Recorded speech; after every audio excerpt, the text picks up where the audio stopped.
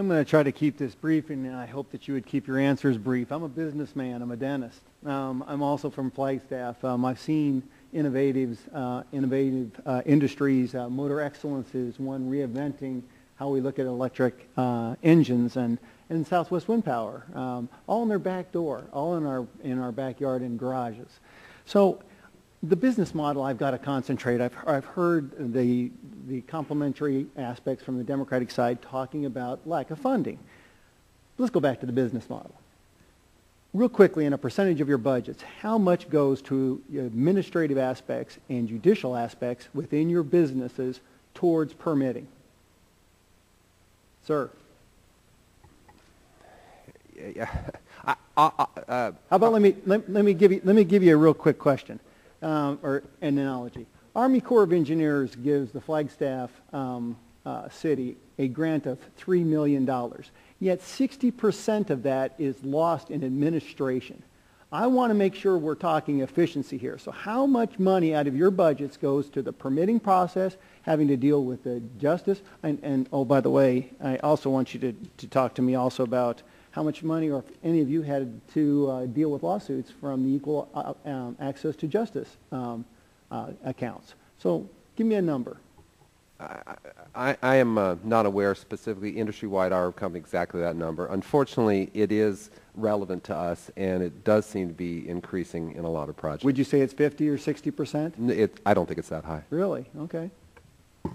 Yes, likewise. I don't have a number that I can give you, but it is a significant part of the development cost, and quite a lot of what our company does is development and construction. But in the development phase of a project, a large part of the spend is focused on permitting. Mr. Gosar, the Massachusetts Bar Association has voted me Client of the Year for the last 10 years in a row.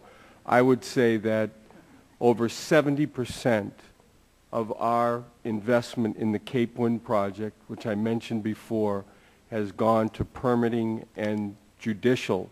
But here is the saddest part of it all.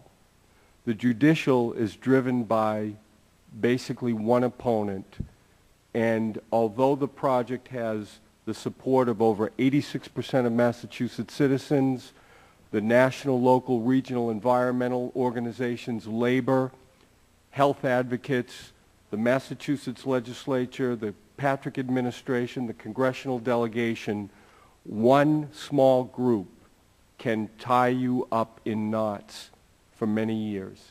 Thank you.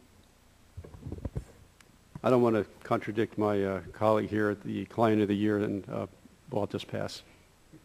I agree with him. We're unique. We represent large-scale and small-scale solar, and I think that the biggest problem is not necessarily the percentage, but how it becomes a fundamental barrier for small businesses to enter in and actually have a business, where you can't spend the $10 million or the $20 million to get from concept to contract. And that, I think, is a huge barrier for, frankly, what is the backbone of the American economy, small business. Mm-hmm. Representative Grozer, I'll give you some numbers. First Solar, we have a small project in your district, but these larger projects, utility scale, we might spend $20 million in the development of those projects, and I'd say, roughly $5 million of that goes to the permitting process. I think that it's difficult to put your finger on the figure. For instance, if there is a delay that can have the company not hit its contracted delivery date of the power and hit penalties there, as the utility does not get the power when they expect it.